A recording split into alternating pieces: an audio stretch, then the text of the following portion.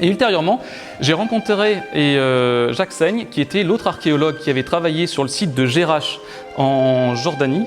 Et lui, il est allé plus loin. Il est allé à partir d'un site où il y avait vraiment des traces. C'était un site qui avait été trouvé par les Américains, qui avait été recouvert de pierres, etc. Mais lui, ça lui posait question. Et surtout, lui, il a reconstitué avec un ami architecte la structure globale de ce qu'il pensait être. C'est-à-dire qu'ici, il y avait de l'eau qui arrivait. L'eau arrivait d'un aqueduc, mais pas directement de l'aqueduc. C'est-à-dire que l'aqueduc, vous connaissez, c'est quelque chose qui amène l'eau on va dire d'une source, en fait, l'eau est guidée. Et l'eau arrive, elle est stockée dans un immense bassin, type plusieurs piscines olympiques. La nuit, tout se remplit. Et la journée, il y a quelqu'un en haut qui ouvre une vanne et l'eau se déverse pendant une journée. Et pendant une journée, elle entraîne ce mouvement de bielle-manivelle qui va découper de manière automatique les pierres en tranches que vous avez là pour obtenir des plaques de plaquage de manière automatique.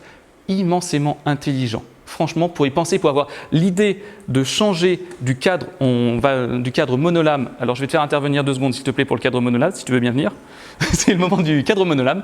Parce qu'en fait, donc Jacques Dehaze, ici présent, donc, qui est le patron des compagnons du devoir en taille de pierre, va vous parler de ce qui se passait à l'époque, avant qu'on arrive à cette automatisation du travail. Oui, le monolame, c'était au départ...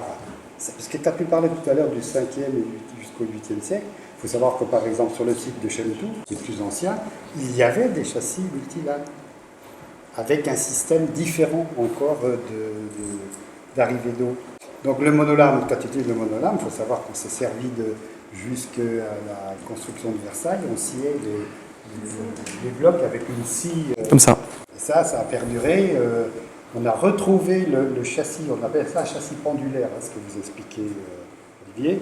On a retrouvé ça à partir de la fin du XVIIIe seulement, jusqu'à Napoléon, où on a coupé au monolame avec une scie pendulaire avec 2 personnes et avec quelqu'un qui mettait du grès de Fontainebleau avec de l'eau, tout simplement.